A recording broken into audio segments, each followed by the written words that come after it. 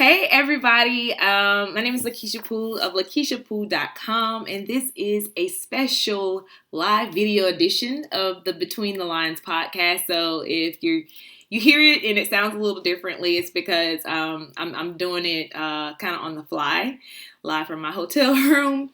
And so if this is your first time seeing me or watching me or hearing me, I'm an author and a writing consultant, and I just love telling really great stories. And so my latest book is called Faith Beats Fear, and it is a 31-day devotional that shows you how to move from fear to faith through the power, love, and sound mind that God gave us in 31 days. And so a lot of the stories that I tell feature real people, relatable characters, and an inspirational message. And so that's one of the key things that I like to do. And so that ties in really nicely with today's episode. And if you want to watch the video and you're typically, listening to it on the podcast, you can actually visit my Facebook page, which is facebook.com/Lakeshia Poole Writes. That's where I am broadcasting this from. And so the idea behind Between the Lines podcast, just to go back a little bit, is as a writer, I love words. I love going deeper. And the podcast is just my way of also giving readers a behind the scenes look at all of my stories and my characters and how I arrived at some of the decisions I made in writing my books. And it's also a way to show how I just get inspired by everyday lines. So somebody could say something and I'm like, ooh, that's a good one. Because, I be thinking about y'all. I know I'm a writer and that is totally grammatically incorrect, but I be thinking about y'all. That's my countryside. And so a lot of times I'll hear somebody say something and I'm like, ooh, I got to share that with my folks. And so one of the lines that has really stuck out to me. It actually came from the university I attended, which was the University of Georgia. And every year, our athletics program, our football team, they typically come out with sort of like this mantra or this theme for the year. And so this particular line has been showing up in my life, like for real. And so some of my favorite lines from the past that UGA has had were like finish the drill, attack the day. And it's like, yeah, it's meant for the football team, but I'm able to really draw some type of motivation from these things. And so one of the things that was quoted earlier this year, they did a promotional video before one of the big games, and it was our head coach. He was giving a speech, and the line was, "It takes what it takes." And so I know these if one-liners were relatives, "It takes what it takes" would be the wiser, just more mature version of "it is what it is." And the reason why "it takes what it takes" really stood out to me is because I'm in a season where I'm doing things and I'm facing new challenges, and there's a part of me that wants to just throw a temper tantrum and be like, why do I have to go through all of this? Why does it take all of this? Even though I feel like a lot of the things that I'm doing are divinely designed, and that I'm being obedient, and that I have the skill, I have the talent, all of these things, it is still so much hard work. And I think that that's something that we miss a lot. And in the world that we live in, where you're able to get a look into people's lives through social media, and a lot of times you're looking at the final results, and so you don't see what it takes to get to that level, that it can be hard on you when you're going through it and you're like, why is this so hard for me? Am I on the wrong track? Like, what am I doing wrong?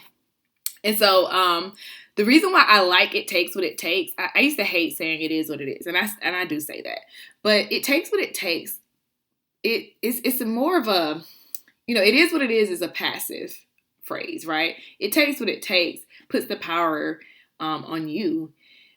It points back to you to make a choice. Are you willing to do what it takes? Not do you have what it takes? And I feel like that's one thing that is something to clarify. When you're facing an obstacle, fear is definitely going to stir up on the inside of you and make you feel like, oh, the reason why it's so hard is because there's something wrong with you. Maybe if you had more money, maybe if you were smarter, maybe if you would have did this, or maybe if you had that, that speaks to wondering, do I have what it takes? And so you have to be really, really careful when you're facing a challenge, and it can kind of give an invitation for fear to walk in and try to redirect your mindset. But if you focus on a line like it takes what it takes, I feel like it puts you in a position to figure out, okay, well, what does this take? What do I need to do to make it happen? A lot of times we can have this vision of what we want, and we have no clue how to get there. We don't take the time to try to figure it out. We just see it, or we see somebody else doing it, and we're like, oh, I could probably do that. And then you just kind of launch into it. And so it takes what it takes. Again, points you to being a little bit more purposeful and deliberate in the actions you take, the decisions you make, and making sure that it actually aligns you with what you really want. And so I just feel like that line really helps to shift our perception, because here's the thing: dreams, visions, they cost. It's going to cost you something. And that's not being negative or trying to rain on your day, but it's going to cost you some money, some energy, time, tears, stress. It's going to cost you something, to do anything in this world. And the thing is, even if you don't pursue your dream, that's costing you something too. There's nothing in this world that's for free. And so, I've had a lot of moments where I'm like, I just want to write stories. I didn't sign up for all of this. And so the task has become so time consuming and just consuming all of my energy. And so it just feels like it's not worth it.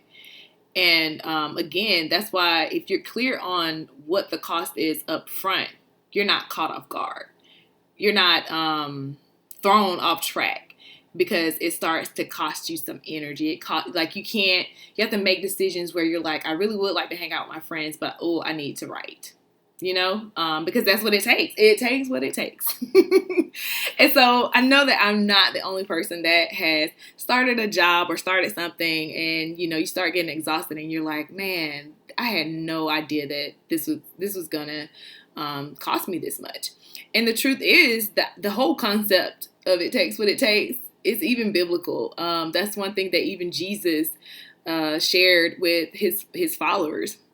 If you read the Bible in Luke, when he's just he's generated this following, so he's giving people free meals, he's healing folks left and right, and so naturally, folks are like, "Oh, this is somebody I want to be behind. This is somebody I need to follow."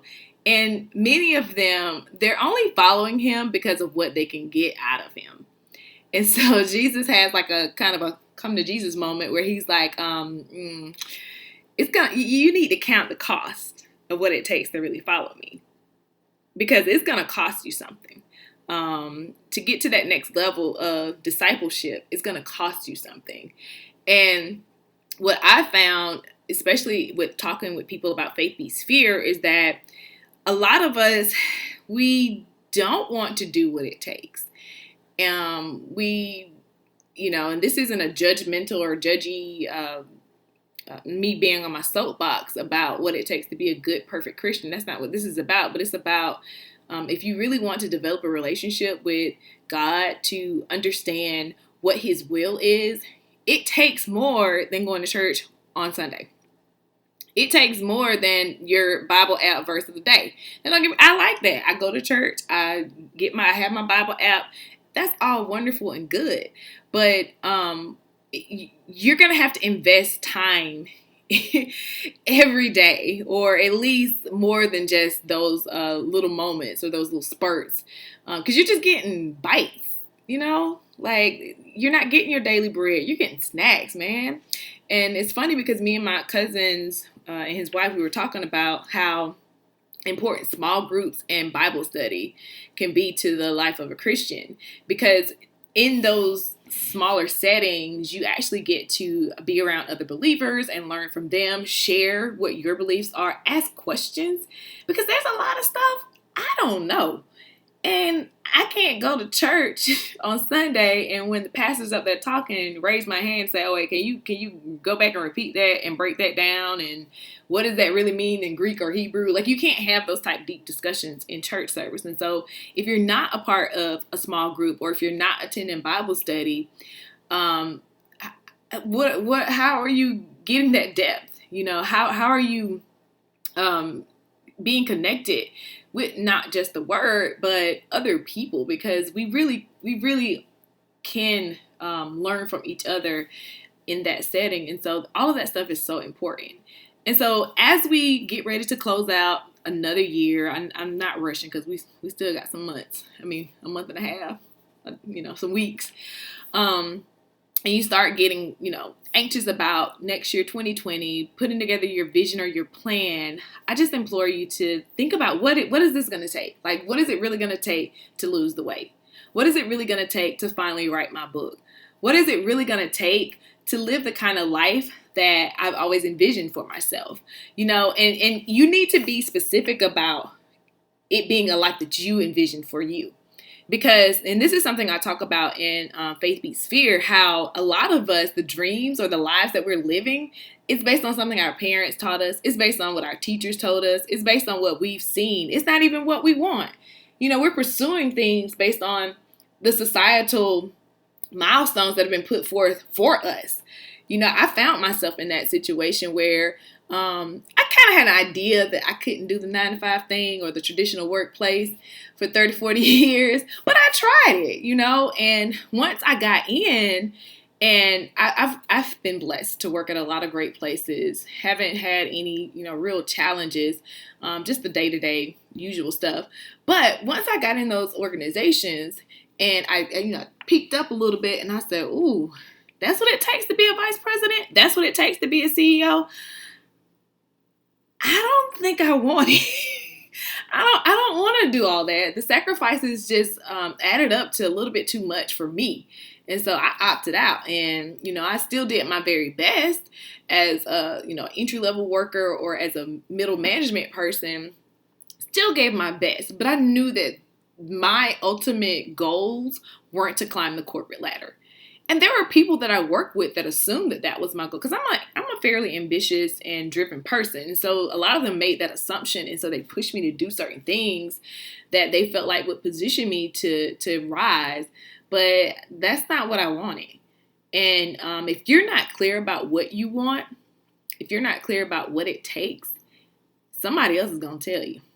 And you might end up on a road or on a path. And one day you realize you're so frustrated and you're so exhausted and you're like, how did I get here? And that's a place that a lot of people are in right now. You're like, how in the world did I get to this place? I don't even want any of this. And so I hope that you were able to get a little bit of inspiration or some instruction on identifying what it takes to move to that next level, to live that abundant life, to start pursuing those dreams that you've had since you were a child. Know what it takes, and just have the fortitude to keep pushing through. Have the perseverance to keep pushing past the fear, past the rejection, past the doubt. Because the other reality is, even though a lot of times we don't know the price of what we're signing up for, we don't know the benefits either. I can sit here and talk about all of the challenges that I'm going through, but man, I could really talk about all the blessings I've had. There are perks and benefits to this journey of faith. I can tell you that, and I wouldn't trade it for anything in the world. So thanks again for tuning in to this episode of Between the Lines. I hope that, again, that you were able to get something out of it. I would love to hear from you. Please comment. And you can also email me at betweenthelines@lakeshiapool.com. If you're listening to this, you can rate and review this podcast. And yeah, I just look forward to the next time I get to chat with you guys. Have a good one.